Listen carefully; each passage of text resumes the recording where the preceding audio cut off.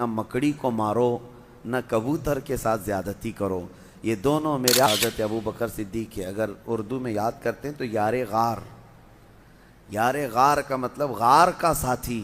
اور قرآن نے بھی اس کا ذکر فرمایا، قرآن میں بھی اس کا ذکر آیا ہے کہ یاد کرو اے محبوب جب آپ غار میں تھے اور آپ کے ساتھی آپ کے ساتھ تھے. ایک ہی ساتھی کا ذکر اللہ نے فرمایا ہے 10ویں پارے میں.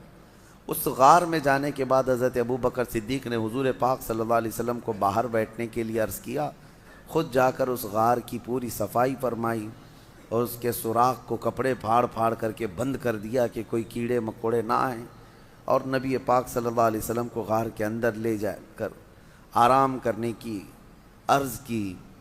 لیکن ایک سوراخ پر آپ اپنے پاؤں کی ایڑی لگا کر بیٹھے تھے. نبی پاک صلی اللہ تعالیٰ علیہ وسلم وہاں آرام کرنے کی غرض سے گئے. اس غار کو ابھی بھی آپ جا کر کے دیکھیں گے تو اتنا چھوٹا ہے کہ کھڑا نہیں ہو سکتا اندر کوئی، صرف بیٹھ سکتا ہے، کھڑے ہونے والی جگہ نہیں ہے وہ. اور 2 ہی لوگ اندر جا سکتے ہیں غار میں، اتنا چھوٹا ہے. 2 لوگ بیٹھ سکتے ہیں، باقی سب پتھروں سے گھرا ہوا ہے. تو روایات میں ہے مشہور کہ ایک سانپ حضور پاک صلی اللہ تعالیٰ علیہ وسلم کی خوشبو پا کر وہاں پہنچ گیا آپ کی زیارت کے لیے، لیکن اندر جانے کے سارے راستے بند تھے. تو ایک راستہ جس پر آپ نے ایڑی لگا رکھی تھی صدیق اکبر نے، پاؤں پر ان کے سانپ کاٹنے لگ گیا کہ یہ پاؤں ہٹائیں تو میں اندر جاؤں اور دیدار مصطفیٰ کر لوں.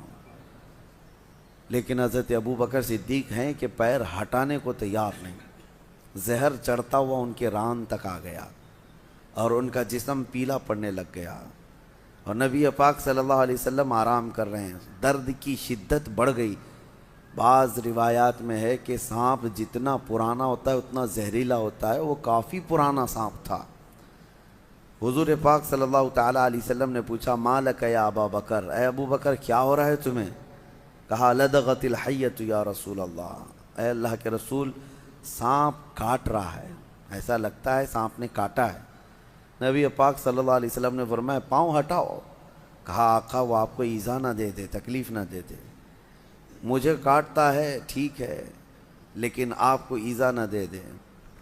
مجھے ایک بات بڑی وہ لگتی ہے، صحابہ میں ایسی محبت تھی، کہاں کہاں آپ کو میں یہ جلوے دکھاؤں. جناب ابو طالب کے متعلق میں آپ کو بتا رہا تھا کہ جب وہ شعب ابی طالب میں حضور 3 سال تک جو بائیکاٹ کے دن گزارے تھے، جانتے ہیں آپ، میں نے بتایا مکہ میں بائیکاٹ کے دن گزارے.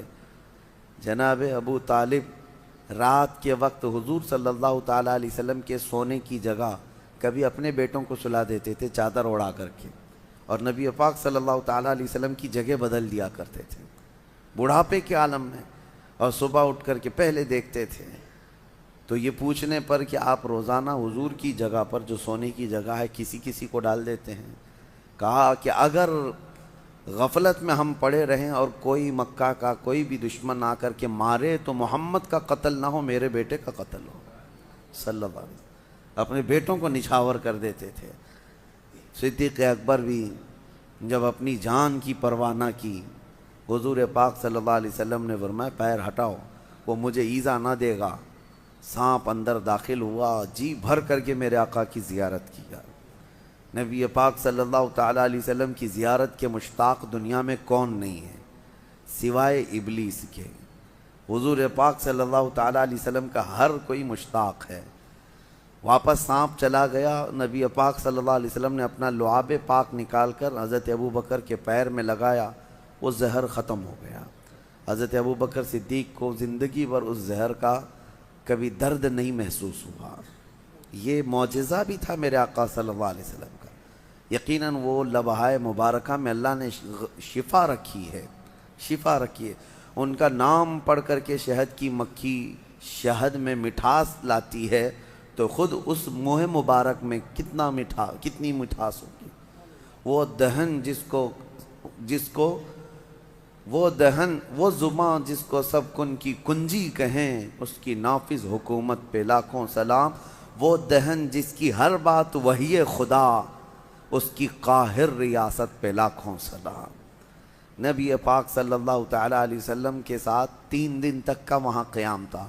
3 دن کیسے رہے لوگ یہ بھی میں آپ کو بتا دوں. یہ 5000 فٹ اونچا پہاڑ ایک بار آپ چڑھ کے آنا، اللہ توفیق دے آپ سب کو، حج میں جانا ہوا، عمرے میں جانا ہوا تو میرے آقا کی وہ نشانی دیکھنے کے لیے ایک بار تو جائیں، کیونکہ یہ وہابیوں نے سب چھیڑ چھاڑ کیا ہے ہر جگہ، لیکن یہ پہاڑ پہ چڑھ نہیں پاتے، تو وہاں تک جا کر کے کچھ نہیں کیا۔ سنا ہے ابھی غار ہیرا میں نشانیاں مٹا دیا، جو لکھا ہوا تھا اس کو ختم کیا۔ بڑی عجیب سی ان کو بے چینی ہے، تکلیف ہے میرے آقا کے نام سے، لیکن کتنا مٹاؤ گے؟ مٹ گئے، مٹتے ہیں، مٹ جائیں گے، آدھا تیرے یا رسول اللہ، نہ مٹا ہے نہ مٹے گا کبھی چرچا تیرا۔ غار ثور کے آپ جائیں، ایک بار جا کر کے آنے کے بعد آپ کو اندازہ ہو جائے گا کہ یہ کیسا سفر ہے۔ لیکن ان دنوں میں 3 دن تک جب تک میرے آقا تھے، حضرت ابوبکر صدیق کی بڑی صاحبزادی حضرت اسما روز اپنے گھر سے کھانا لاتی تھیں اور غار ثور تک کھانا پہنچاتی تھی اور پھر واپس آتی تھی۔ دن میں 2 مرتبہ جاتی تھیں کھانا لے کر کے اور پھر واپس آتی تھی۔ نہ کوئی انہیں تھکن تھی، نہ کوئی اکتاہٹ تھی۔ اسی لیے صدیق اکبر کا جو گھرانہ ہے وہ میرے آقا صلی اللہ علیہ وسلم پر لٹ جانے والا گھرانہ ہے، بے پناہ محبت کرنے والا گھرانہ، اور صدیق اکبر کی ہی گھرانے کو یہ اعزاز حاصل ہے پورے صحابہ میں کہ حضور اکرم صلی اللہ تعالیٰ علیہ وسلم کی ذات پر حضرت ابوبکر کی 4 پیڑھیاں صحابی ہیں، باقی کسی کو یہ اعزاز نہیں ہے۔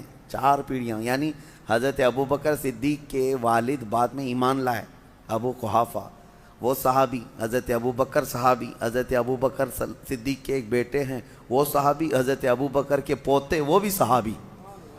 حضور اکرم صلی اللہ علیہ وسلم کی زندگی میں یہ 4 پیڑھیاں ایمان بھی لائیں اور سب کے سب صحابیت کا شرف بھی پائی، پورا خاندان نچھاور کیا ہوا ہے۔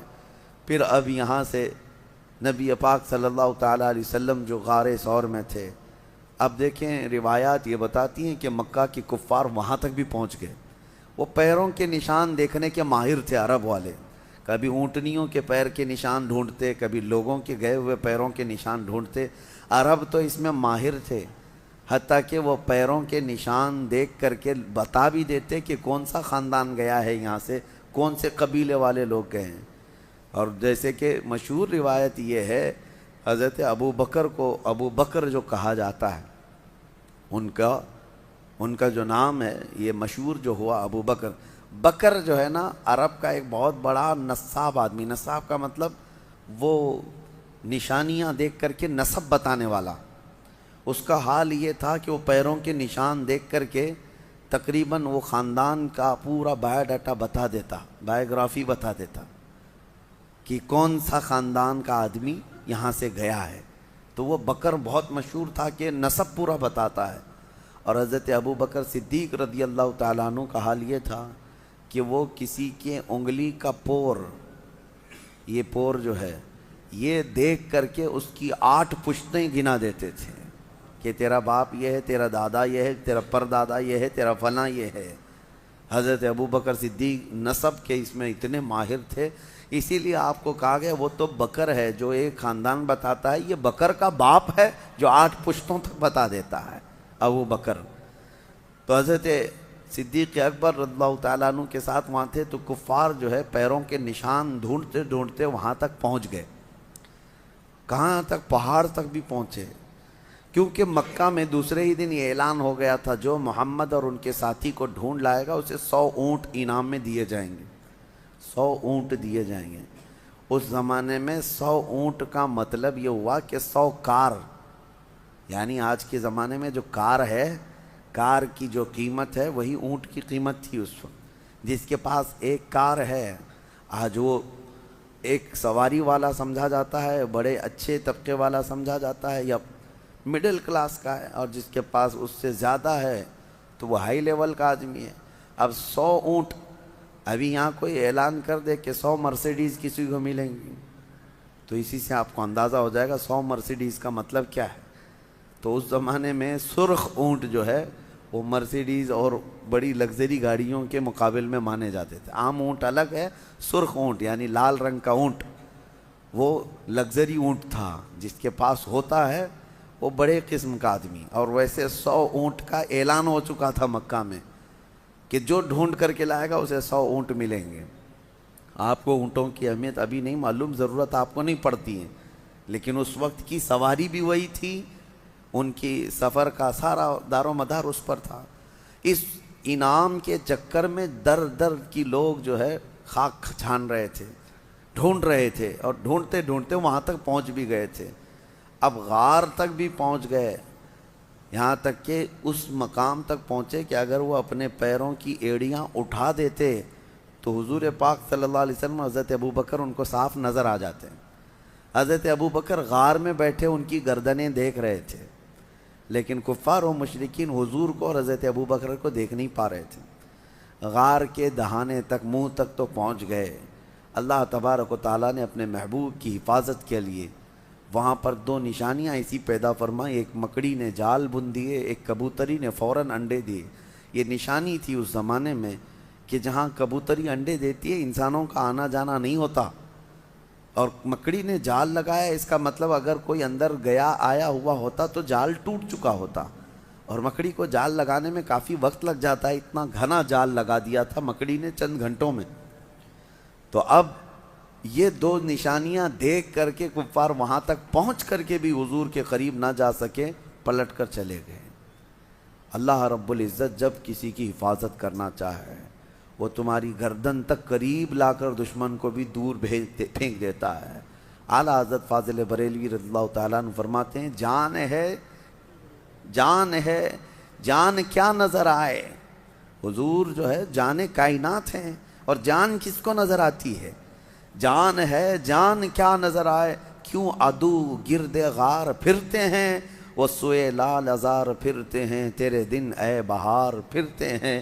نبی پاک صلی اللہ تعالیٰ علیہ وسلم کو وہ قریب آ کر کے بھی دیکھ نہ سکے۔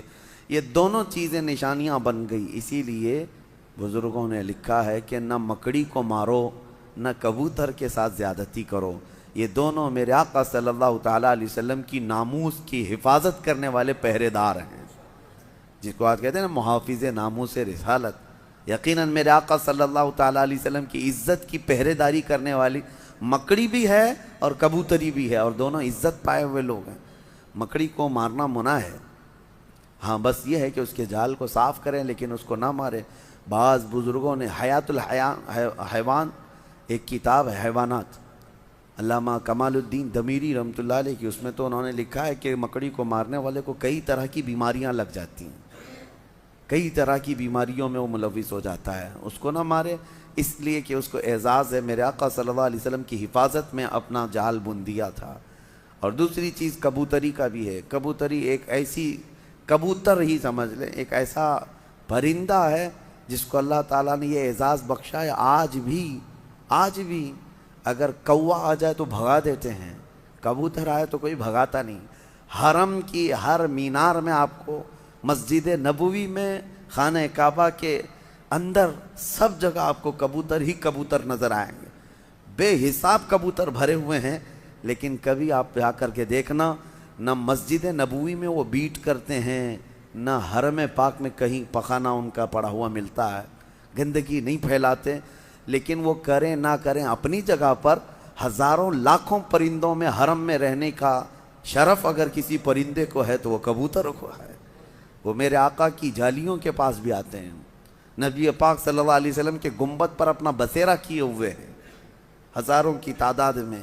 بہرحال وہ ان کی قسمت ہے، اور اللہ تعالیٰ نے اس کو یہ اعزاز دیا۔ خالی وہاں مکہ اور مدینہ میں نہیں، آپ جہاں کے بھی مقدس مقامات دیکھیں گے کبوتر وہاں مل ہی جاتے ہیں۔